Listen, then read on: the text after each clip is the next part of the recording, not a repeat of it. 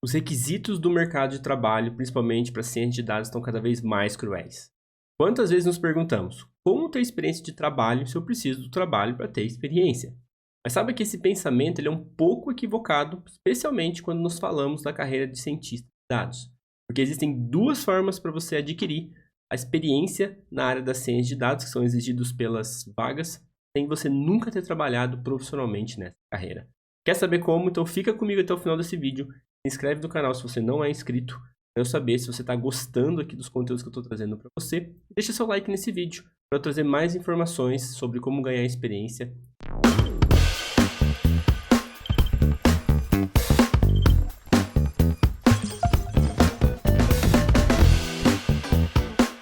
Olá, seja muito bem-vindo, muito bem-vinda ao canal Seja um Data Scientist. Meu nome é Meigron e nesse vídeo eu vou mostrar para você duas formas de você conseguir experiência, que são exigidas pelas vagas de cientista de dados, sem nunca ter trabalhado como cientista de dados profissionalmente antes.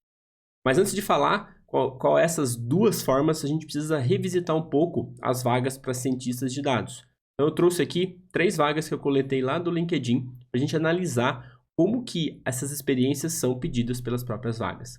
Nessa primeira vaga, nós podemos ver que os requisitos necessários para elas são experiência em Python, análise de dados, modelos preditivos, séries temporais, mineração de texto e Big Data. Depois disso, eles só exigem experiências de vários métodos e ferramentas do cientista de dados, como por exemplo, experiência em desenvolvimento de software, experiência em métodos ágeis, experiência em ferramentas de controle, experiência em aprendizado de máquina, experiência em mineração, experiência em linguagem de programação, experiência em ferramentas de visualização e assim por diante. Então, essa vaga pede experiência em todas as ferramentas e métodos utilizados pelos cientistas de dados.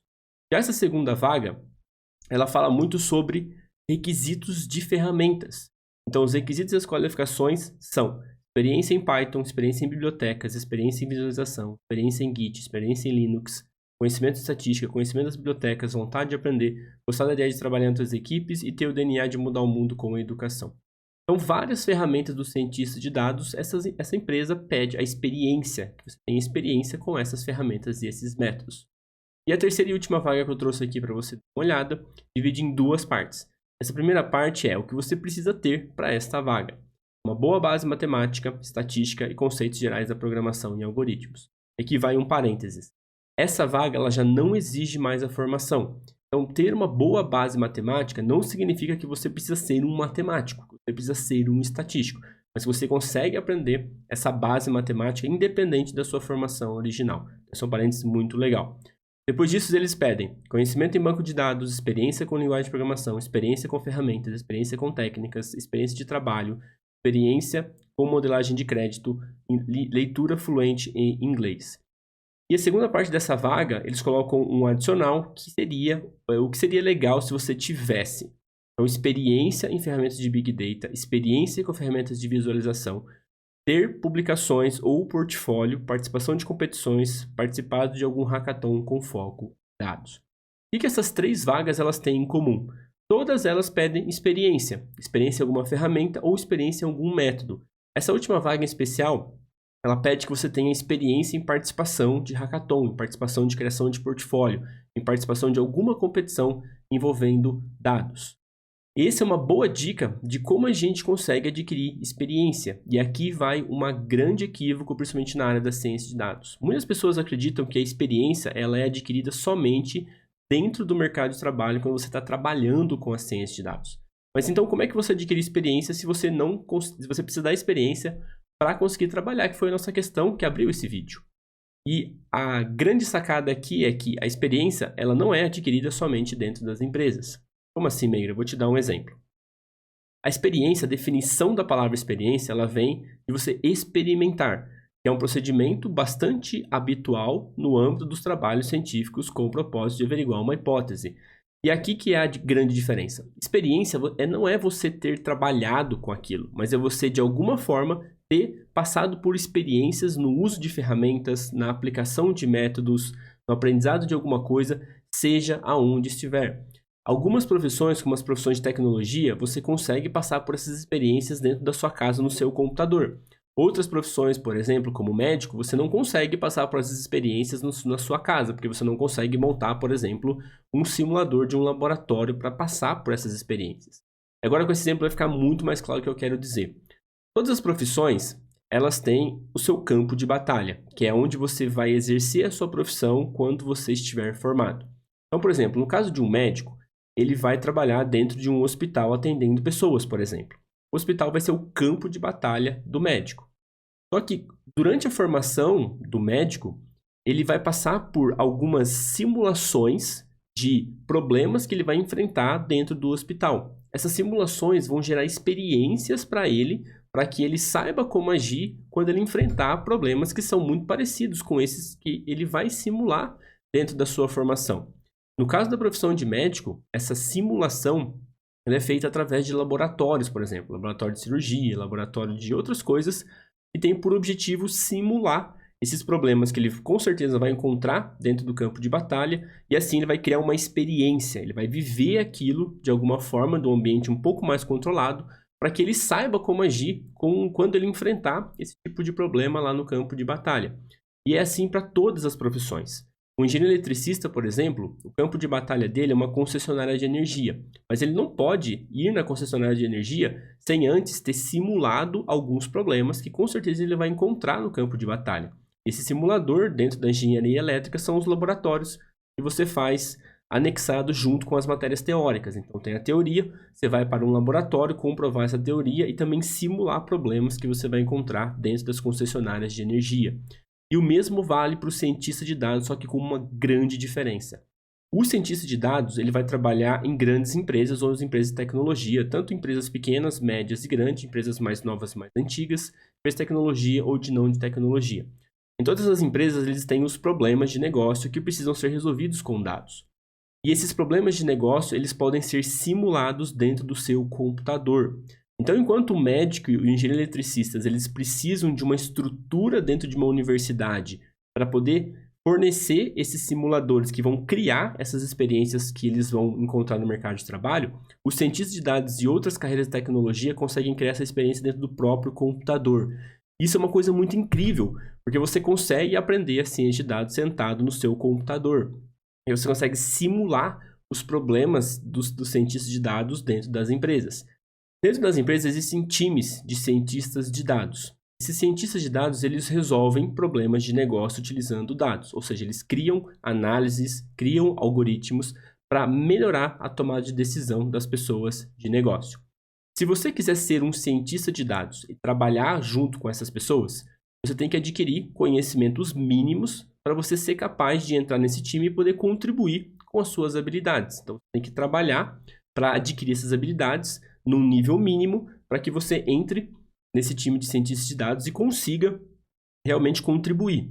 E para você aprender as habilidades que vai contribuir com o time de cientistas de dados, nada melhor do que você simular os mesmos problemas que os cientistas de dados enfrentam, você simular ele no seu computador. Então, os mesmos problemas, os problemas parecidos que os cientistas de dados vão enfrentar dentro da empresa, você consegue simular esses problemas no seu computador. Então, se você aprender as habilidades simulando os mesmos problemas que os cientistas de dados que estão dentro da empresa estão resolvendo, você vai conseguir adquirir habilidades no nível suficiente para poder entrar no mercado. Porque a lógica é muito simples. Se você consegue resolver problemas de negócio igual os cientistas de dados que estão dentro das empresas, por que você não poderia trabalhar dentro da empresa? Então, a grande sacada ou a grande facilidade da ciência de dados é você conseguir simular os problemas de negócio dentro do seu computador através de dados públicos. Então, essa é a grande beleza da ciência de dados, que é você conseguir aprender essa profissão sentado na sua casa, utilizando apenas o seu computador conectado na internet. Então, para você conseguir simular os mesmos problemas que os cientistas de dados resolvem dentro da empresa, mas simular isso dentro do seu computador, você precisa trabalhar nos seus projetos de portfólio. Um projeto de portfólio ele é diferente de um projeto de aprendizagem. Um projeto de aprendizagem é um projeto que você vai validar o seu conhecimento. Agora, um projeto de portfólio é onde você vai provar o teu conhecimento, vai comprovar suas habilidades, onde você vai enfrentar um problema de negócio e vai usar o que você aprendeu durante as aulas, durante a teoria, para resolver esses problemas. Como esses problemas eles são muito próximos dos problemas que são resolvidos pelos cientistas de dados dentro da empresa, você vai adquirir experiências muito próximas no nível mínimo para você conseguir entrar no mercado de trabalho. Portanto, os projetos de portfólio, eles vão ensinar você a resolver problemas de negócio com dados, da mesma forma que os cientistas de dados fazem. Projeto de portfólio vai dar experiência para você no uso de todas aquelas ferramentas que nós vimos nas 3 vagas para cientista de dados que eu postei aqui no começo do vídeo. Então você vai ganhar experiência em ferramentas como Python, estatística, versionamento de código, ferramentas de Big Data e assim por diante. Vão dar essa experiência para você poder aplicar para as vagas. Além disso, os projetos de portfólio, eles vão vivenciar, vai fazer você ter uma vivência nos problemas. Você vai ter desafios, você vai ter bugs, você vai ter que arrumar os problemas. Você vai passar realmente por uma experiência muito próxima daquela que o cientista de dados vive no dia a dia de trabalho. Então, trabalhar em projetos de portfólio vai fazer você adquirir as experiências exigidas pelas vagas de cientista de dados. Essa parte da experiência é adquirida pelas hard skills. Então, trabalhando nos seus projetos de portfólio, você vai conseguir adquirir as hard skills. Mas ainda vai ficar faltando as soft skills, porque você vai precisar trabalhar junto com outras pessoas, vai ter que lidar com outras pessoas, vai ter que priorizar tarefas, vai ter que desenvolver as suas soft skills. São aquelas habilidades que não são ligadas às ferramentas e os métodos em si, mas é muito mais ligado à sua comunicação, à forma como você enfrenta os problemas, como você comunica com as outras pessoas. E para você treinar isso, mesmo não estando trabalhando como cientista de dados, a melhor forma é você estudar em grupo. Porque no estudo em grupo, você vai conseguir desenvolver habilidades de comunicação por texto, por exemplo. Onde nesse mundo home office que a gente vive hoje, toda a comunicação ela é feita através de texto. Existe um software dentro da empresa onde você comunica com outras pessoas, tudo via texto. Não existe mais aquela coisa de você levantar da sua cadeira e ir lá, cutucar uma pessoa sentada e pedir ajuda. Você tem que pedir ajudas em formato de texto. Então você precisa escrever muito bem, você precisa deixar muito claro as suas ideias, você precisa responder as pessoas rápido, você precisa comunicar que você precisa de ajuda muito rápido. Então você precisa adquirir essa habilidade de fazer uma comunicação efetiva através do texto. Além disso, você vai aprender a resolver problemas à distância.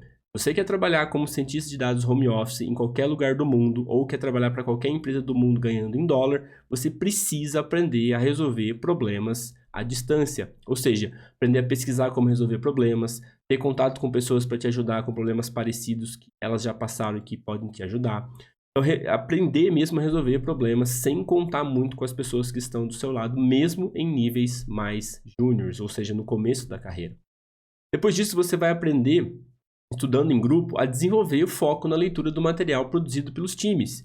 Então, muitas pessoas nem chegaram até esse momento do vídeo. Aquelas que chegaram, muito provavelmente vão sair desse vídeo sem antes de terminar. Tudo isso por causa do foco, né? As pessoas não conseguem mais manter o foco em terminar de assistir um vídeo em 15 minutos, ou seja, não conseguem terminar aquilo que começou. E tudo isso é graças às redes sociais, que estão cada vez mais tirando o foco das pessoas. Então a gente precisa recuperar esse foco, porque você vai precisar ler documentação que são produzidas pelos próximos times, você vai ter que ler a documentação das próprias ferramentas, vai ler as mensagens dos seus amigos, dos seus colegas de trabalho, do seu chefe. Então você precisa manter o foco, precisa começar uma leitura e ir até o final dessa leitura para você ir criando essa disciplina de terminar tudo aquilo que você começa. Então a melhor forma de você ganhar essas soft skills é você estudar em grupo, é você estar junto com outras pessoas, estudando com elas para você adquirir esse conhecimento de trabalho em grupo. Portanto, para você conseguir as experiências que são exigidas nas vagas de cientista de dados que a gente viu no começo desse vídeo, você precisa de duas coisas. Você precisa desenvolver as suas habilidades através de projetos de portfólio e não somente através de projetos de aprendizagem, onde você vai aprender as hard skills. E você precisa estudar em grupo para você adquirir as soft skills, ou seja, as habilidades para você interagir, trabalhar com outras pessoas. E se você quer aprender essas duas habilidades, principalmente nesse mundo home office, eu vou deixar aqui na descrição desse vídeo o link para o mini curso. Nesse mini curso são aulas onde eu ensino os primeiros passos da ciência de dados, principalmente em programação para poder analisar os dados, onde você vai aprender as hard skills. E também você vai fazer parte de um canal onde as pessoas se ajudam, compartilham conhecimento, compartilham mensagens para você treinar as suas soft skills através da comunicação via texto, que é o que a gente faz hoje no mundo home office. Bom, espero que você tenha gostado desse vídeo e a gente se vê no próximo. Até mais!